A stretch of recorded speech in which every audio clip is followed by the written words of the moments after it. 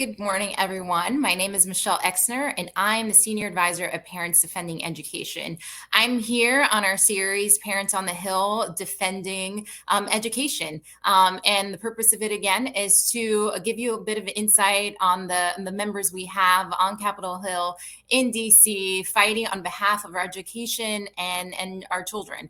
And so without further ado, I want to introduce today's guest, which is Representative Nathaniel Moran from Texas 1st District, which is parts of East Texas. And most importantly, he is a father of four children, so he knows this is a personal issue to him. And so he also is a member on the House Committee on Education and the Workforce. So these are issues he works on a daily basis. So thank you so much for having us, sir.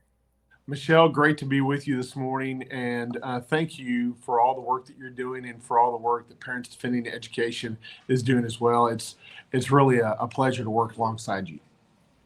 Absolutely. The feeling is mutual. So I want to start off with, so I read your bio and sound like a fun childhood. Growing up on a Bible college campus, running around, riding your bikes through the woods, shooting your BB gun at snakes. So tell us a little bit about that. Yeah, it was a magical childhood. I had three brothers, and so it was one of those childhoods where your mom kicks you out the door in the morning and says, when you hear the dinner bell ring, you better first of all come running when I ring the bell, but don't come back until I ring that bell. Go out and play and explore and find new things, and that was really exactly what shaped me between playing in the woods and along the county roads and going to church and being around those Bible college students. That really shaped who I was and shaped who I am today. I'm so thankful for that opportunity. Yeah, absolutely. Sounds like a wonderful childhood. And so I want to bring it back to this week here. So it looks like there was a fun baseball game, bipartisan baseball game on Capitol Hill. Congressional baseball game happens every year, raise some money for charity. Republicans and Democrats come together. It looks like you played, right, this week, sir? Oh, I got in the game, but Okay. I got one chance at bat and made the most of it. I got a double, stand-up double, hit to left field. But as one of my colleagues said, you turned a great triple into a double. So it was pretty funny. As I watched the video replay, I thought, who is that old slow man running around the bases? And then I realized, oh, it's me. That's who it is. But it was a lot of fun. We whooped the Democrats 31-10, largest victory in almost 120 years of this baseball game going on, 115 years, and largest victory going on. Well, congratulations. I saw that score. I'm like, good for them. Good for Republicans on Capitol Hill. And I'm sure it was a nice showing of unity and bipartisanship. So that's always good to see for the country. Yeah, it was. And we raised about $2.2 million for charity for local kids to participate in youth sports, which, as you know, is really critical to developing discipline and teamwork and all those life lessons that they need to excel in life. Yeah, absolutely. That's great. All right, so going to shift over to a couple more serious topics again this week. So there was a markup just yesterday, which is just for our parent audience here. It's when the committee comes together, in this case, the House Committee on Education and the Workforce, and they consider several pieces of legislation that depends if they pass or fail within the committee, then they move forward, and hopefully whether they become law or not, and they come up for a full House vote there. And so can you talk us a little bit about those that specifically impact K-12 education? Yeah, one of which, the one that I talked about a lot yesterday had to do with the PROTECT Act. I introduced the amendment in the nature of a substitute, which is basically kind of revised bill there on the committee. And the focus of that was to cut out Confucius Institutes, which is backed by the CCP, and they're trying to be integrated into our schools. They did this at the post-secondary level, and we stopped it with colleges and universities, and so they shifted to K through 12, and they basically go to these schools and say, hey, we'd like to give you a lot of money, and we'd like to be able to run a cultural or language program for China in your school. But what they really do is they use those cultural curriculum for propaganda purposes and to talk in great beneficial terms about China, and then they really are anti-American in a lot of ways. So we went in and said, look, if you're going to have a Confucius Institute that's funded by the CCP or an entity connected with the CCP, you're not going to receive any federal funds, because we don't want China's propaganda in our schools shaping those young minds when they really need to be focused on learning through truth and learning American values. Absolutely. And just to give my colleague at Parents Defending Education a shout out, Ryan Staley, last summer, he actually put out an extensive report showing how at least $18 million of Chinese Communist Party money had flowed into America's schools. And so it is great to see. And I'm sure the parents across the country can breathe a sigh of relief to see there is progress being made at the congressional level to hopefully stop this from happening, right? We don't want America's adversaries in our classrooms. So thank you for your work on that, sir. Yeah, it's not just an ideology issue, but it's also a national security issue long term. The other bill that we did yesterday that I think is very important to parents to know is the Department of Education came out with a new Title IX rule recently that we're trying to roll back. And the way you roll back a rule like that is through what's called a Congressional Review Act that basically says we disapprove of this rule and we want it rolled back. We passed one of those out of our committee yesterday about this new Title IX definition that would include gender identity in the definition of sex. So sexual orientation and gender identity would be a broadened expansion under the Biden administration of what is protected under Title IX for sex. And what that does is it blurs the lines between men and women, and it also mandates it will mandate schools to allow boys into girls' locker rooms and bathrooms if we don't stop this rule. And it is a final rule now. So we're trying to roll that back. Parents need to understand the Biden administration is pushing this gender identity theology wherever they can, and they're doing it through the rulemaking process. So we as lawmakers, conservative lawmakers that still stand for truth, are trying to roll that back and say, no. Girls belong in girls' sports, and girls belong in girls' bathrooms, and boys belong in boys' sports, and boys belong in boys' bathrooms, and we should not blur those lines at all. So this CRA would roll that back and prevent the Biden administration from forcing schools to make that happen. It's sad that we are in the year 2024 and you and your colleagues have to work to protect just the basic fundamentals of ensuring the rights of equality and fairness and security for women and girls. So thank you for doing that as a mom of a young little athlete. I appreciate it. I know that this is a 70-30 issue at the minimum. And so I think what the administration is doing is counter parents. And you coached your daughter's basketball team, right? Oh, yeah. I've got 2 daughters and 2 sons.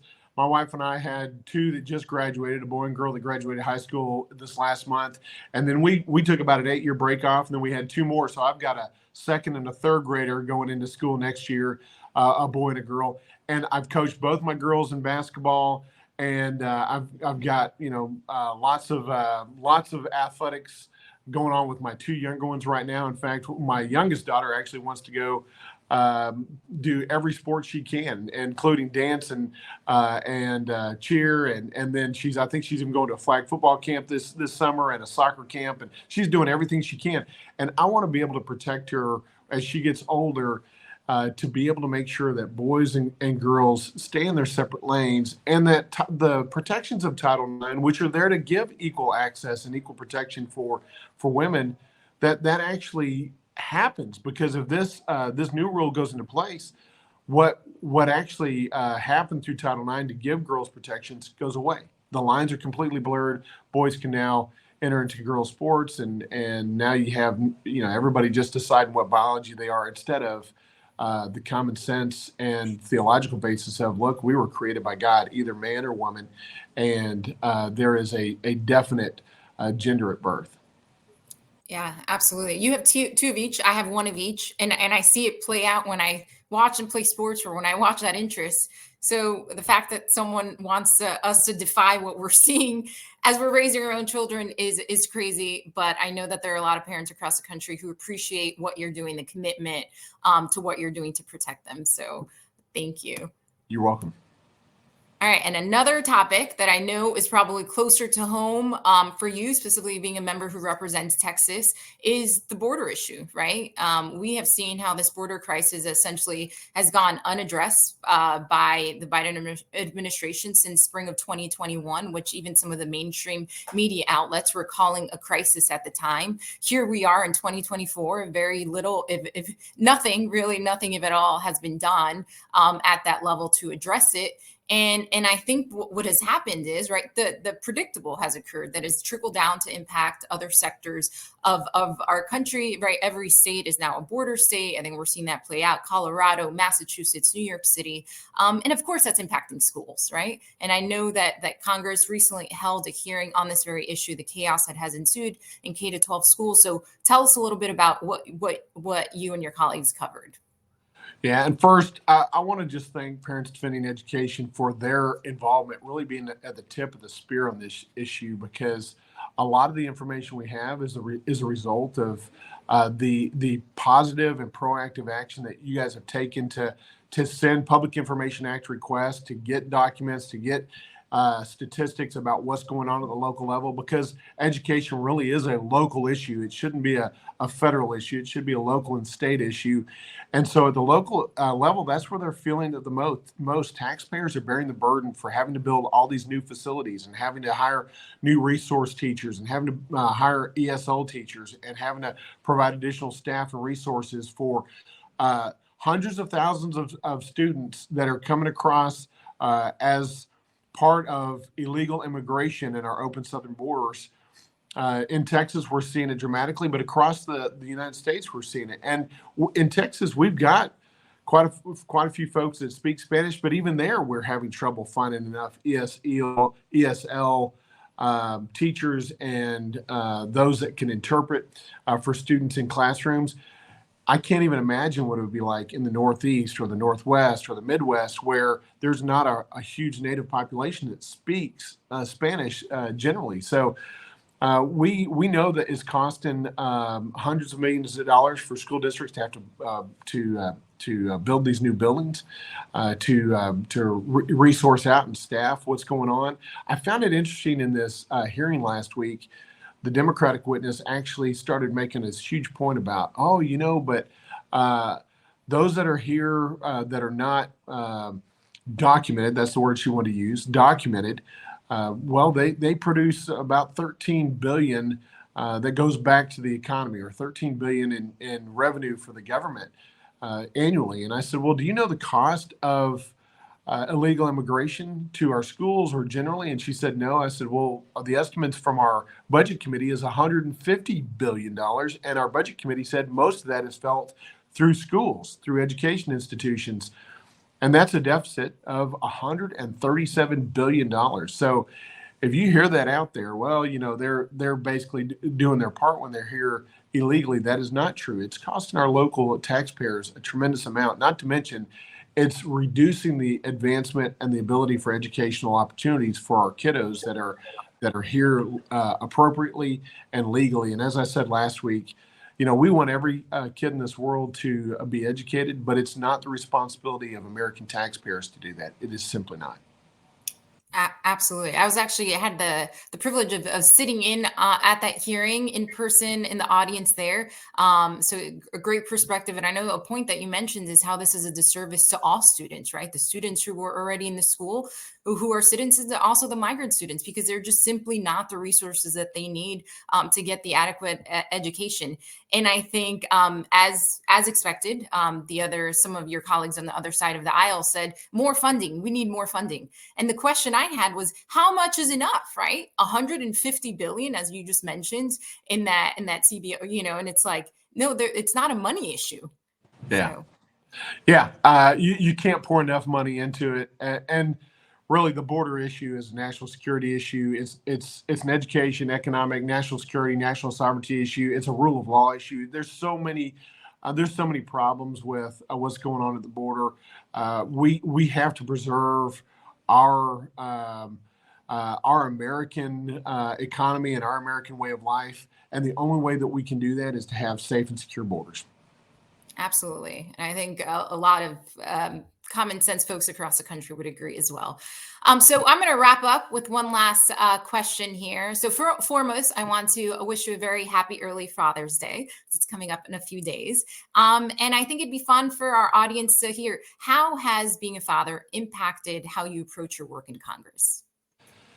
Well, I see a lot of what happens in Congress through the lens of how is this going to affect my kids? I told you at the beginning of this interview that I had a magical childhood. I really did. I couldn't have asked for better parents, better setting within which to grow up.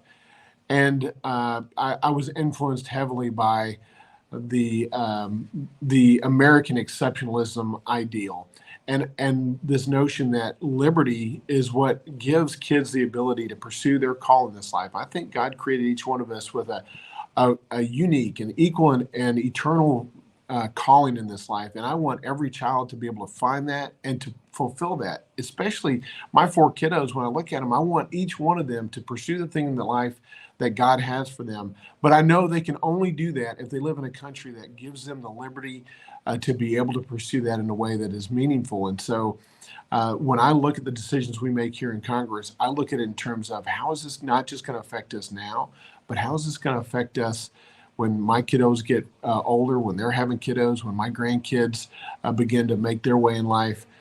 That's the perspective I want to have. But I will also say not just a temporal perspective, but an eternal perspective. How can they fulfill that call in their life? That's really what's most important to me. Well, that was a perfect way to end this segment. So thank you so much for joining us. So for our parents out there, if you want to stay up to date on what Representative Moran is up to, visit his website at moran.house.gov, or obviously he's on all of the social media platforms. So we are so fortunate to have you up in Congress fighting on these issues that's so important to families. So thank you again, and have a wonderful Father's Day. Thank you. You too. Take care.